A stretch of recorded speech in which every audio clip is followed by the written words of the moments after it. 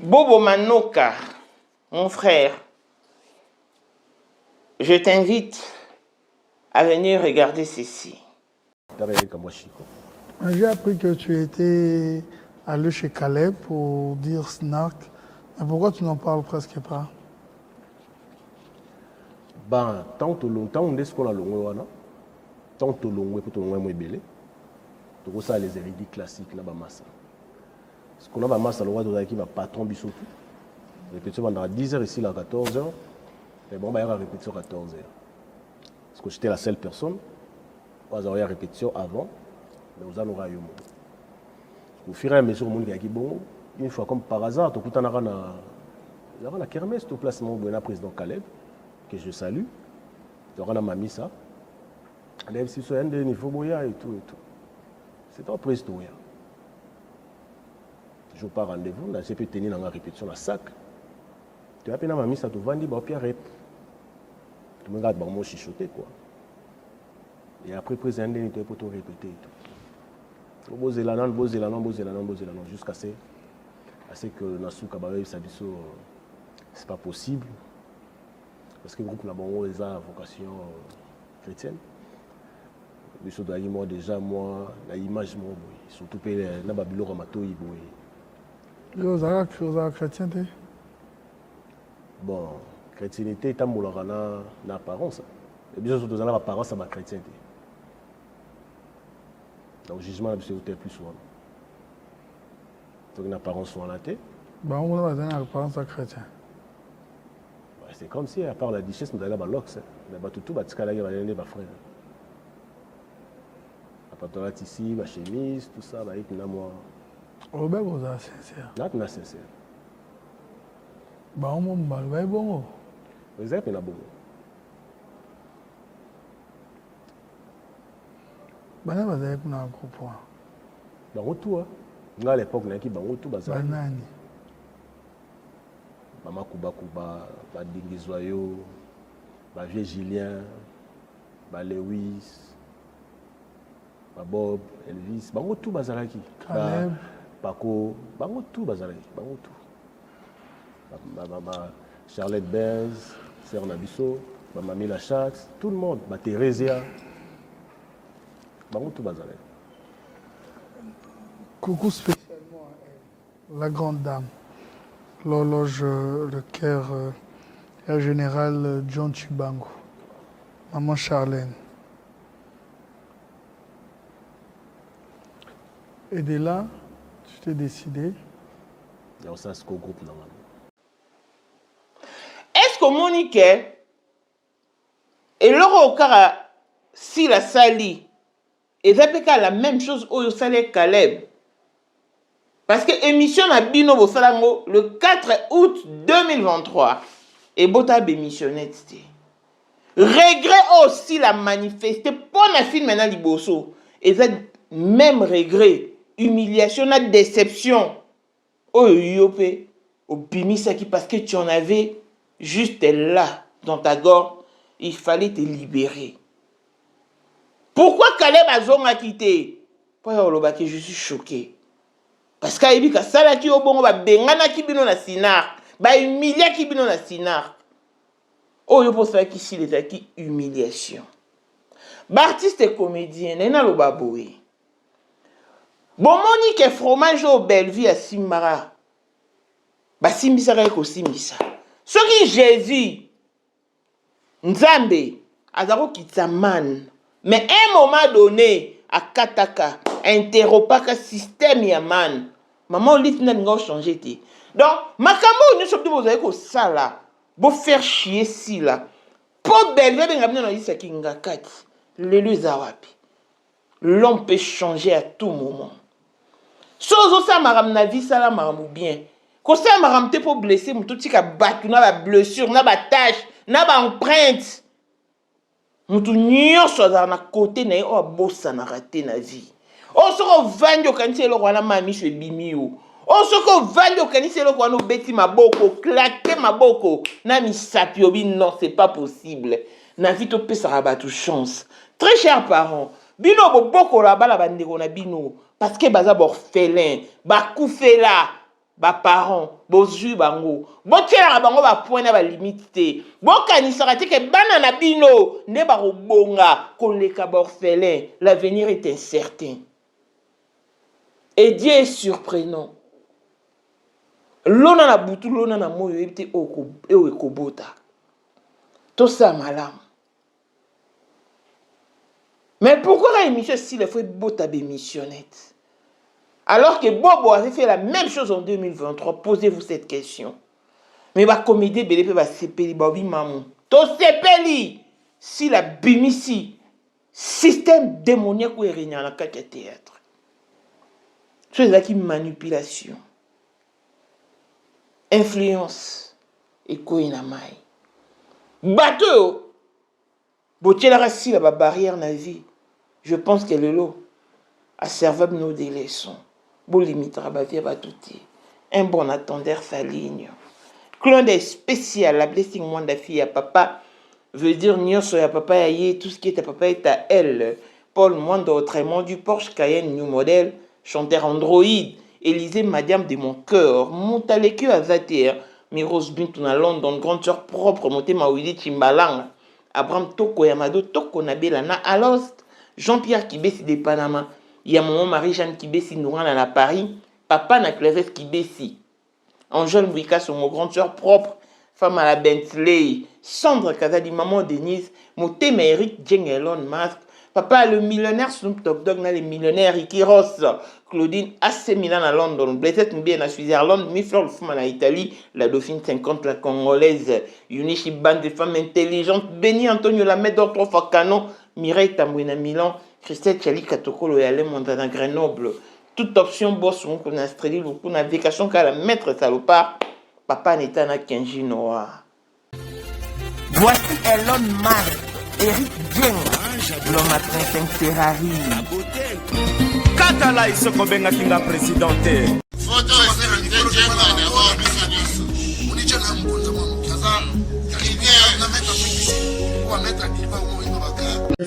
Nyonso radio. Oh, Voilà mon amour ça émission mon konzamo ngeli jinga donc. vraiment. Les deux hommes d'affaires. C'est Lipasa Bambongo, à Djobu, c'est ça qui est vice-président. Il y a eu du monde déjà au pays, dans le monde entier, président de Rosilika. Bon, donc, ma caméra c'est un PPL, la zone a commis parler, c'est qu'on est parti d'un gars, voice ou tout Congo, ou tout partout, qui n'y a Tinda Kibota, qui est vice-président. Il y a beaucoup de parlement, et ça dessous du parlement, pour président Djenga, qu'on a moins à Mukada Rosilika. Toro mama trote mama bilamba po mama bilamba toto ina kacha Congo tous les affaires ayebaki yango place banana Congo tous les maîtres donc bayebi mukonza mwana muke mutabanda yango abotami nango kombo na ezali ya ma campagne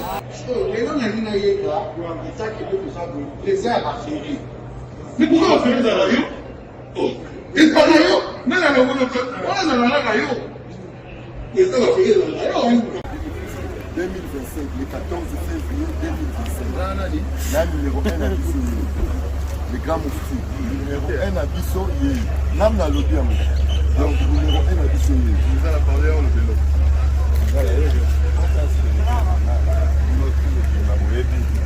Numéro 1 à Bisso. Il faut le rappeler. C'est là, au conseil à Wenge. Ouais. 30 ans d'expérience. Président.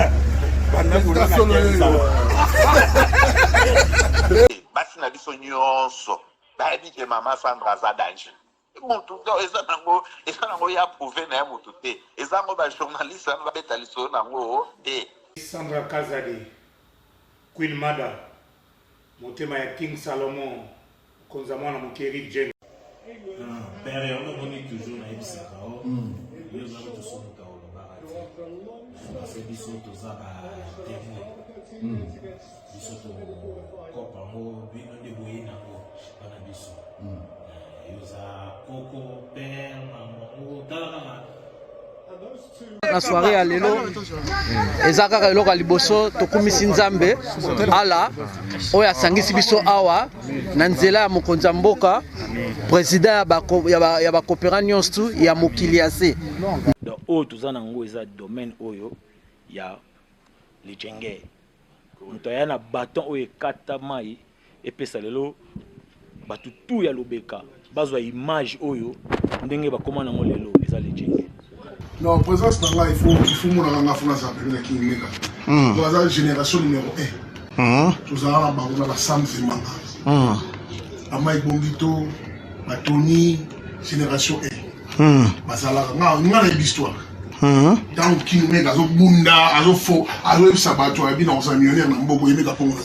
$1000 yango wana bomoni pe Aimé Kapongo apesi Aimé Kapongo ngai pe Dani Image bomoni $1000 bapesi ngai yango naza nango na lakisi pe bino King Meka merci et comique. Merci d'abord mon président, c'est ma toute première fois dans les jours de Moussaman. Merci à président Cape Town, écoute ceci. La maison CMK Production présente des gospel singers Myriam Mouswamba, la petite sœur de Jésus, Mwana Soukanzambe, en concert show. C'est samedi 21 février 2026 à 17h à l'église Outreach Church of Campus sur 123 Votrica Road à Goodwood. Référence Goodwood Mall. Interest faux Victory.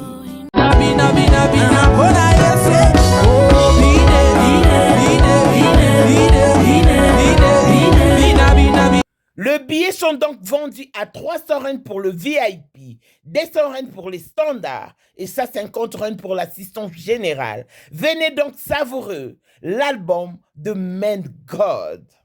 Pour plus d'informations, joignez-nous donc sur plus 27 61 436 96 93 ou écrivez-nous sur notre email kabalacedric@gmail.com. Nanyazo lelisayo nine cheo mutuna se kobota libala tokozanga musala ndeko viens expérimenter des Men God. Pas de panique, nos invités sont là. Pasteur Mike Flore, l'homme de Chiloé, ministre Clovis Kingelesi, évangéliste Bernard from Jogo, sans oublier J.C. Luta. Venez, on va célébrer. Pour la 2025, Yokangai Malamu, Bijou la Congolaise, Aeli Binoba Formula Sika, Mama Kobenda lisusu mokila te, Basi lokola yo, Bakumbi Zemi, Basimbi bana, pe batatoli. Témoigner dans ma produit à Maman Bijou. On a annoncé fin de l'année 2023. Et je suis tombée enceinte. En tout cas, j'ai respecté comme elle me l'avait dit. Bonjour ma Bijou, Léa Remixé, maman. Zamba Congolais, bébé. Et c'est ma tante qui est en RDC qui avait acheté des thés pour moi. Des produits de Madame Bijou. Je vous dis, ça n'a même pas fait un mois. Je n'ai même pas fini le carton des thés, des produits qu'on avait achetés. Tellement que j'en avais marre, je désespérais. Regardez les résultats vous-même. Bongo na menu na biso, toza na bakisi ya kobota, ya ko traiter po, ato koma ki po solokola mongusu, yaka. Ma Bijou nzamba pambulo yani opesa te mafuta na ye salika bana kotemane ma Bijou merci. Olingi okoma na baforme yaka, olingi okondisa nzoto ya bomwasi, kokolisa nzoto ya bapapa mpe kokoma nsima inene yaka na lombango. Toza na bakisi ya diabete, kisi ya makila, nyonso oyo koye koluka tozoteka en gros et en détail. Bongo soki olingi osomba mpe mpo banda ya yo business yaka, benga kaka Mama Bijou na banimero oyo plus 1 207 51 80 632 to lisusu na plus 243 84 40 99 215. Kutae na TikTok Sketch BL MK, na Instagram Bijou MK1, pe na Facebook La Congolaise Bijou. Boya ba porte na biso eza polele turoyo tokorati lokote. Beni Antonio oza mokonzi ya basoire tokolanda ye na Bruxelles namba wana basoire eyebana. Maman, sais-tu qu'il y a de la valeur à l'occasion de la journée internationale de la femme? Beni Antonio Lamedor Mama Africa vous invite donc à la 4e édition de la soirée Liputa qui se tiendra ce samedi 14 mars 2026 à 19h dans la salle Élite sur chaussée de Villevorde 46 11 Vento Bruxelles. Le billet sont donc vendus à 35 € et qui vous donne droit au buffet organisé. Nous payons au comptant, pas de carte bancaire s'il vous plaît. Sur ces faites votre réservation sur plus 32 48 54 10 782.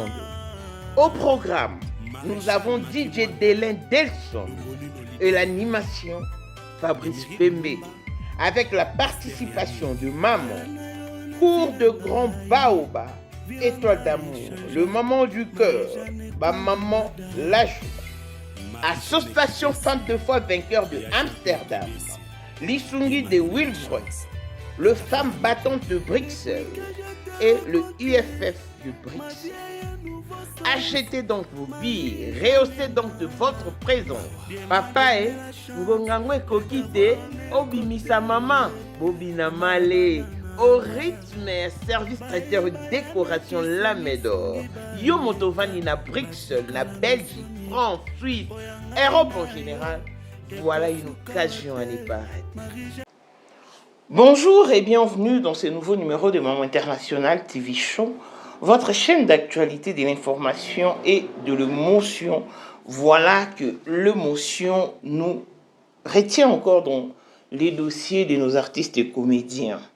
Et on va réaborder le sujet de Bobo Manoka, mon jeune frère que j'aime bien, mais cela n'empêche qu'on en parle quand il y a une nécessité. Christelle Chali Katokolo, Bobo, Chali lo bien fâché. Bien Mireille, bonne kindoki, on a Bobo, on a leki na out. Mais dans le émission, Bobo, c'est mon jeune frère. Ba camarade Samso et Sam Katokolo, ba leki na out. Bobo, vous jouez pas biso, vous tournez, vous répétez pas sur la barcole. Donc l'histoire va changer à ti. Nazo vexé, nazo, tout ça qu'à moi rappelle, hein. Parce que, n'a évité pourquoi, Makamou aussi là, à lobby, et suscité ben missionnette, et c'est qu'ici, bah artistes et comédiens, sont même ceux qui étaient dans les oubliettes. Mon roi Zigora, je ne pense pas que si l'année était temps, à lobby, Makamou n'a écoute à calculer, est-ce que si l'année écoute que Zigora dans un poteau, mais Yomoro Bimi, vous voyez que c'est classifié parmi les ramasseurs de ballons. Mon frère, mon ami Zigora. Nini Yaya. Ce dont on va bien noter aux après-ça, on dit matin. Bon, on est bien dans un délit de fuite, vous voyez. Oh. Je reviens sur ce sujet. Pourquoi? Parce qu'il y a encore à boire et à manger. Bisso au côté 2026, en tout cas, au côté na bisso. Mais bango artiste et comédien balinga qui miate. Baye biso matière. Et aussi peut qu'on a cachette on vend la kimiate. Habitenga il faut pas sentir qu'on a repêché mais aussi noyer le lobby dimanche comment a passé. Lobby dimanche noyer le pendant mission na yo. Ça kimia. Le non aussi là non a Bobo parce que je pense que donc je vais juste remémorer Bobo Manoka, rafraîchir sa mémoire parce que ça vaut de la peine. Cette émission que je vous propose a été tournée il y a 2 ans de cela. À l'époque, Bobo était encore à Kin. Il faut noter la date exacte pour ne pas dire n'importe quoi. Et ça émission Bobo Manoka Wasala na Ado Yue. Et dans l'émission yo, on peut bien remarquer que Bobo Manoka Yemoko à lobby, sa plus grande peur ou son inquiétude, son souci, son stress, s'il faut le dire ainsi, et ça le fait de se réveiller un beau matin, comme écoute dans la miniature. Et ça qui passe. Et miniature, balobi nini, que y abima aboto la journée de Londres, moi si moi son nani, Mimi Kabea. Or Mimi Kabea fait partie de personnes que Bobo a appris le théâtre et il n'a pas tort. Émission Oyo, posta yango le 4 août 2023. Alors que le 4 août 2023, biso nyonso tozaki déjà sur internet et puis tolobelara déjà mambo bata théâtre. Mais curieusement, émission ya Bobo et les cas inaperçus. Alors que à cela qui émission avec ses plus gros regrets et avec le même propos qu'a tenu Sila à son endroit. Bobo l'avait au préalable tenu à l'endroit de Caleb Toukibana.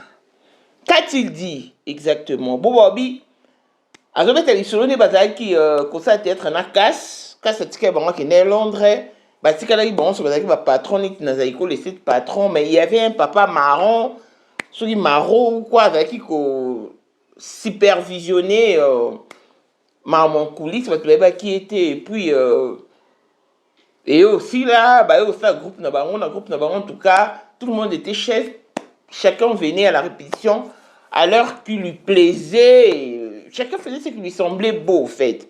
Et il n'aimait pas cette attitude-là, cette habitude-là.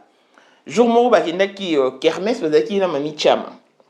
Na kermesse, bakutani na Caleb Toukeba na basolo libe échanger. Caleb a ebisi bango, ok, boya kokota ko intégrer groupe Sinark. Ba bobo bakie na Sinark. Ba komi kuna amemi kutu da bilamba ya ngamnyo sera nezala. Ba vandi si ba na mami chama. Ba tu ya groupe Sinark ba komo beta bango 12. Si na souka ba yeso bango bino bo tourner te parce que biso groupe na biso eza à caractère chrétien. Toko permettre à bino te bo jouer vu apparence na bino, hein, botan na ba piercing et tout. En tout cas, ça ne correspond pas, ça ne nous ressemble pas, ça ne correspond pas plutôt avec le groupe Sinark. Badaka très déçu, batuli bango, banani baloba kabi bango nyonso, Caleb, Bamakuba, en tout cas bango nyonso. Le groupe Sinark était très mécontent de recevoir Bobo Manoka na Mami Sachama. Nde bazonga vraiment badaka déçu. Et le Kwana, c'est une grande humiliation pour Bobo. Pourquoi? Parce que Balongwe Penza, Bakei, avec espoir, il y a au jouer, mais va décevoir, bon, on va dire c'est 12. Ah, Bobo. Tant que ça qui est mission, mission sur internet. Mais. Et beau t'en as missionné, t'es créé par suspicion, t'es, discussion, non, rien de tout cela. Mais si là, parce que ici tu n'as pas joué l'hypocrisie, tu as craché ce que tu détenais dans ta gorge. Il fallait te libérer et devenir libre enfin. Mais c'est ce qu'a fait ta soeur. Il y a Betty Lissolo. Parce que au moins la vie, on peut tout oublier, sauf il était une fois. Oui, il était une fois, son vie. Il était une fois. Le premier pas vers l'amour, le premier pas vers la scolarisation, le premier pas vers l'université. Donc, le premier jour, kaka, tobo sanangote, yomuni balobaka, koi, atika mutazoki siete. Ça dit, muta sala eloko wana pour la première fois. Okobo sanangote. Et tu l'as jamais gravé dans nos mémoires. C'est comme si la paix, il faut comprendre que c'était sa première fois. C'était son bébé. Sa première rigueur, sa vigueur. Sa première force, sa prémisse. Sa première pièce dans le monde théâtral. A joué en tant qu'individu. Elle t'a fait confiance, elle t'a invité, elle t'a d'abord sélectionné. Et puis elle t'a invité à Sukuanate. Elle t'a appelé, rappelé. Mais à la dernière minute, je dis que non, qu'on jouer na yoté. Parce que j'ai eu un empêchement quelconque. Dans le monde théâtral, il y a bobo yo yebi. Que à la dernière minute, on va répondre à mon tout bon et à plonger mon tout la merde. Oui. Mais tu l'as quand même fait sans embâche, sans réfléchir, parce que il fallait plaire à une autre personne. Et pourquoi ça pose un problème? Quand Sila les dit tout haut. Kosala mutulikambu, c'est bien beau. Mais est-ce qu'on bosse à l'ango? Au moins, il y a des nazaboé. Nasala pende effort, on a changé, on a appelé ça Ignzaku. Mon vieux Ignzaku Bambo Tebele, c'est un vieux que je rencontrais ici en Afrique du Sud, mais il a beaucoup travaillé sur moi. À Nova Nananga Mingi, mais alors remarqué que Nadara dur des caractères, non seulement dur des caractères, mais et aussi j'ai un côté rancunier au fait. Nadara peut rancunière, mais je ne savais pas pardonner. Parce que moi, je déjà, les kamna lim sananga yote. Ceux qui au Sénégal, les kamna bloqué. Quand on a bloqué, on a noté, mais on a un numéro dans le téléphone. Ce que tu as vu quand tu as entendu, avec observer, Mira, il faut changer. Pourquoi? Parce que Erwana, on a besoin de guérison. Nous avons passé par de nombreuses opérations. Il faut apprendre que limbisa. Ndé ce que tu as dit na yé. A tout ce que ce nga pela ça m'a c'est que limbisa na tete okabwana.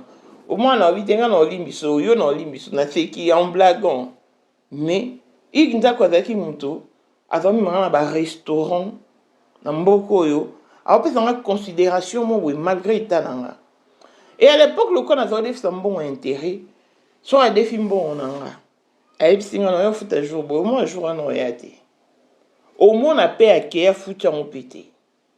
Mais il dit quoi qui monte sur une côte à hôpital na bengi na il faut opérer dans un côte hôpital na bon monter. Au moins il y a un bon sous 300 rien, un sous 500 on doit faire tout ce qu'il possédait à l'époque. Pouvoir me servir au moins à payer na kepe na côte hôpital. Sur un bien hôpital adaki parmi la première personne au bataille quoi visiter. Je vais inviter quelque part qui était la première fois qui est Benoni. Mais si que soit des films bon pourquoi? Parce que avec on faire comprendre que na vie contre-temps et alaka. Na vie bah imprévu pezalaka. Na rose à peine en bon on a photo mais urgence mo s'est présenté. Gaga avec Azalaki Azali et akozalaka kaka Poyende number 1 mwana liboso nzambe na matière akosalisa awa esengi ozwa penza papier ovanda na kiti pe oyoka malamu. Sais-tu qu'il y a une solution à tout problème? Kosukola kati ya mwasi kolongola myome na fibrome kokumba zieni pe kobota yango nde spécialité na biso.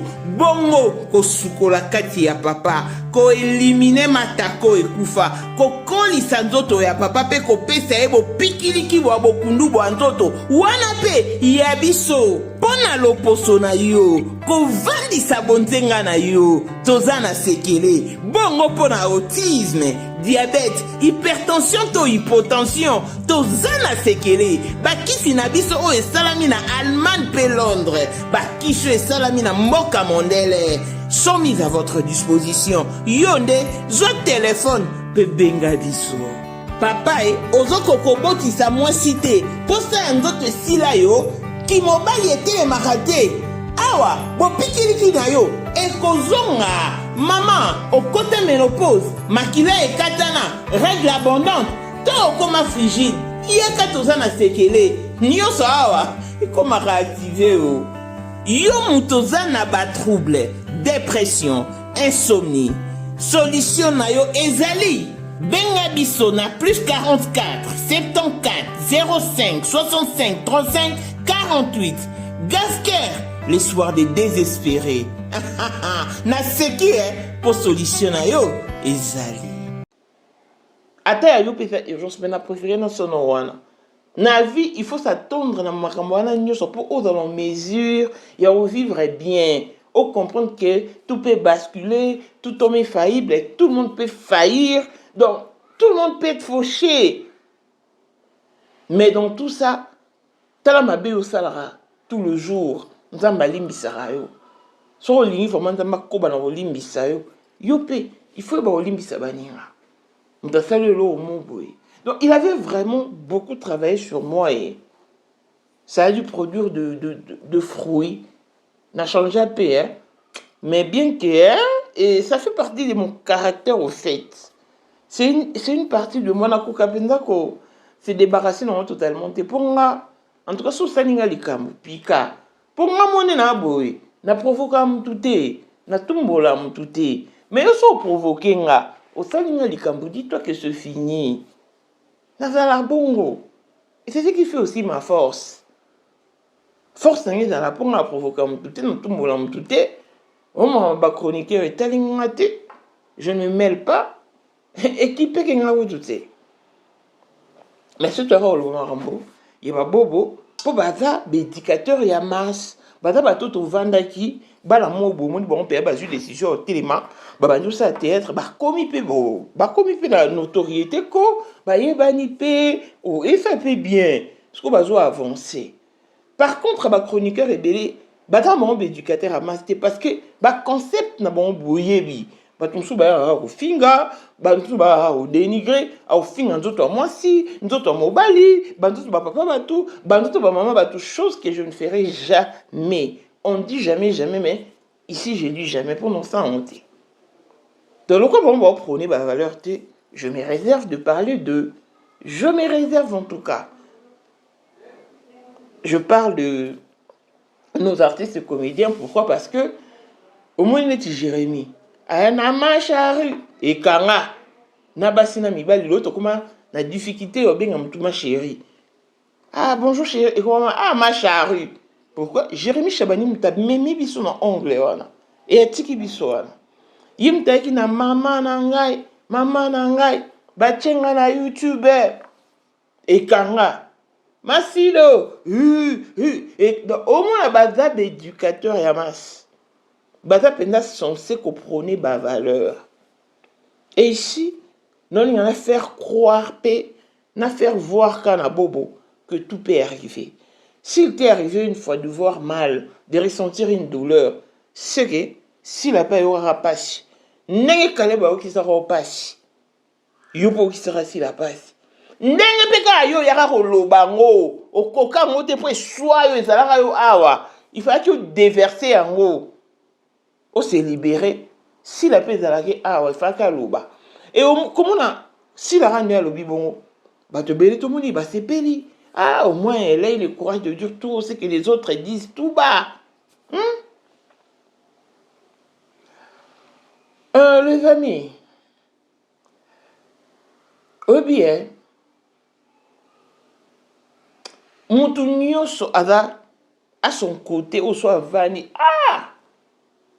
jour wana donc mutu nyonso azana likambo akobosana te na vie na ye mutu nyonso ngai nafetaka bonane te. Pourquoi? Parce que maman anga botanga kufa le 1er janvier d'une certaine année. Donc déjà avec malade nayebi te soki avant décembre et soki pendant le mois de décembre je sais pas na décembre azobela. Déjà parti à Noël, elle était gravement malade, à côté coma.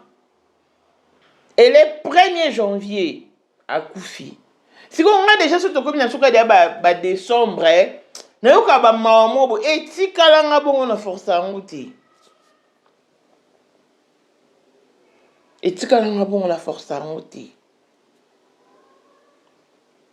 Et les premiers, parce que depuis le départ de ma maman, je sens un vide en moi.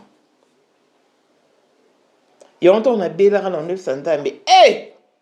On a pensa, maman, chaque fois, on a dit bosso, papa, chaque fois, on a dit bosso. Au permettre, on a contracté maladie, il y a beau éthique, on a des faux flagrants. Finalement, en quoi c'était tuer Dieu? Ça dit, j'étais en train de condamner Dieu. Frère, on a fait mon bon allocaté, on a fait tu sais, ça, maman. Mireille, il faut prier pour été. Il faut faire la prière à supplication. À vous prier, il faut est-ce que vous avez David? Est-ce que vous avez Jephthé? Donc, yo, vous avez Penda le bara, vous avez Neti Bartimée. Jésus-Christ, moi, on a Dawi, yo, kelanga mawa, yo, mamou. Il faut faire la prière à bon. Bien bon? Attends, ma course, ni un gars qui est né, mais yo kinga non prier habiter Saint-Esprit yo qui était yo faut yo railler assis se prier au reprocher au fait. Et c'est ce qui s'était passé au fait. Nanda Mabete Bobo, les Abakouk n'ont rien contre toi, le chroniqueur n'ont rien contre toi, mais biso ezam sana biso bobi ke totambola na bino de père. Ce bolobi eloko bosali kambo tozala wana ya malamu toyaka kokumisa ntango okendaki poto bobo toyaki kokumisa bobo ake poto personnellement nga kutu eza naloba mabino ndeni yo mwa malamu tala kaka. Mais celui comme on va pour nous reprocher, je vais pas mâcher mes mots. Parce que vu, tout le monde m'a belé.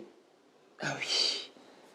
Et vu expérience dans l'équipe, dans l'équipe, yo bonne expérience dans la vie. Pour nous écouter, m'a belé à ma casse de mon bas âge. Au moins, on va humilier, on va façon mon boy. Ngeta bandona msuba papa na to so na bango te parce que ça ngelo mo bena robo sanate tala ku bandona o bazo seka ngaya komi misuboye na limbisa bango na so na bango ba o ba chula nga ta misu asa isu fier ti ekuta venir ezate mais yana ndeko na ngai moi papa na ngasala ngelo mo na kenana ndaku na ye. Ah, c'était plus que de l'humiliation. Asala toi benganga. Toi benga, à mon avis vraiment très direct, très sèche. Moi on a fait mon benga Déborah. Oh tanti Mireille, tanti nanya bi obenga gete. Ngako na bomi kama to na bi ote so bengi biso to no habitant Déborah ko c'était. Na tout na gete mukoni ngasi na benga na tout na. Bo tout na yebozonga yebotu na yebozongele botu ne. Yo na tanti Mireille bowela nini. Jo tanti Mireille ya ke pa na o sala ka nini un certain dimanche. Le likamone zalanga awa. Je m'y attendais pas. Et c'est l'homme sous ce rosa mutu te muto bo sana monti. Tamos na biso propre à téléma à l'obana nga yo et silipo na yo sale lote yo bala to bota to sala te vaut rien yo ta libala nyongo zwa te ta misu ba classe otangeza wapi o lobe sou français te ta mwasi na nga propre de ke papa na nga peto kokana na iso otali nga obengi ba mapasa na koka choc wana ta loba na nga heure wana ni ba 4 heures siko wapi na matanga papa leki na so akufaki po ni po na on reprocher po donc elle ne me dit absolument rien. C'est comme si elle n'existe pas parce que non ça n'a semblant non ça hypocrisie tout ça ni yo faut changa na pesa ba vaut rien ya ba tout ba réussir te na vie ba bala te ba botate. Et je vois mal les lots. M'tabonga vanda tana posanga neto solo là. Non. Attends mo sepelate. Ya au moins na vie, tout ça va battre ma bébélité. Nga za papa leki na biso amenant la vie dure. C'est na vie dure. Mais nous là za sur mon kiloté hein. Et maman est comme na libota na hein. Pour la TV dans la émission famille na biso balanda nga pe nous le bananga te pour la course raté. C'est que moi j'ai vécu dans ma famille pour la maladie on a contracté qui non c'était plus que l'enfer. Donc tout ça va bien attends la maladie moi est incurable maladie moi est chronique hein attends tout ça dans l'hôpital comme toi obikate te bino bon année bien pour nous maintenant ba surprise à surprendre bino penande mususu donc to évitera beaucoup plus que tu ba tâche na ba vie à bateau. Moi ma vie c'est une histoire hein. C'est vraiment une histoire le temps na mitalara Nathalie vinanga Nathalie c'est que je suis te botika na mbangolu ngolu calcule ya nzambe ngolu makambo ya lola ndebo yeba santu to ganga ozonga pembeni na yo obenganga mosali na yo nyonso ya ngai eza ngolu ngolu botika na yemba ngolu ebimisanga dans l'anonymat ebimisanga dans le débat yemba ngolu yemba ngolu yemba ngolu ya. Donc to éviter otika ba tâche na ba vie ya bato, to éviter otika bato ba point na ba vie, to éviter soki obokola bana bandeo na ndako po bana na bata ba orphelin bana papa te bana maman te yo kanisa ke bana na onde ba o gagner vie koleka bana wana to tika o mikosa. La vie est une surprise, l'avenir est incertain. Les amis, so bokola bana nous on aime encore. Lune ba solo na butu lona na moi obi oyepotate bato ba sous-estimer asila le bazo ba réponse dans la vie na bango bon moni ke na fromage oyo belve vara nango ba simbisa ka ngo simbisa et pour maman dire et là nango ya été ce que vous avez nyoko la sila bolinga bo faire chier pour ça plaisir et pas belle vie pour ben abna na liste kingakati lelo et katana parce que vous t'avez changé à tout moment. À tout moment. Jésus Koutou, ce qui nous aime, ce qui est Jésus. Alors qu'il dit ça miel, man, mais un moment donné, katakango. Et non, quoi, il souté. Bon, moment, il n'est pas que l'éternel n'a pas d'or.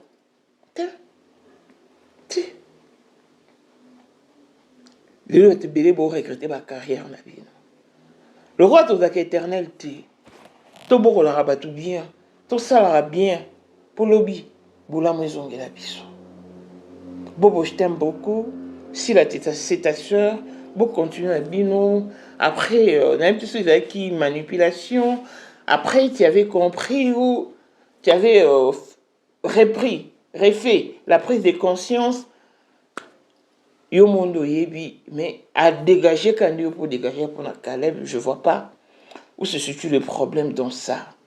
Un bon entendeur, Saline, entretient ta bonne relation avec ta soeur, beaucoup Mamandé, beaucoup Mamara, et on ne vous souhaite que le bonheur et toute bonne chance. Que les portes de bonheur s'ouvrent pour vous. Donc, pour vous les artistes, en général, longévité est bon. Et longévité et bonne santé à tous. D'ici là, portez-vous bien. On se retrouve au prochain numéro. Bye bye. Ozali na monde entier. Offre oyo ezali pona yo ndenge tolobaka. Mabele ya mboka batekelaka ngo bapaya te. Offre oyo toyeli yo ezali na kati ya Kinshasa Baluku. Non loin ya Wenze ya Menkau. Awa tozali siko voisin ya parc de la vallée de Lancele oza mobimba. Au komi voisin ya Kingakati à $750 ya pamba oza na terrain na yo. Mais à $1000 lorsque tozo salela yo ba démarche ya ba document administratif wana osombi na $1000. Mais soki okozwa acte de vente ya pamba tokote ke la yo na $750 ya pamba. Et oui. Aux appels la possibilité à crédit comme d'habitude. Il suffit qu'à solo. Contactez numéro nabiso ezali affiché. Comme la biso juste message. Toko tinde la yo ba détail nyon soto nenge esengaka. En tout cas, ah oui. Awa okozala décider terrain. Il y a problème te bien organisé, bien tracé, bien loti. Awa eza makambo te ke leka na lupango ya voisin poko ma epa na yo. Non, nyonso to awa ezali très clair moto akokota epa ya motu te. Tolobaki te. Na $750 ya pamba oza na terrain na yo, mais na $1000 lorsque biso to salela yo ba démarche ya ba document ya l'état. Ala neti papa na biso oyo auti France, papa na biso Claude aye asombi mais a témoigner à travers maman na biso Aisha oyo azaka awa na Kinshasa. Tolobaki te gonga yango oyo komakolo lupango.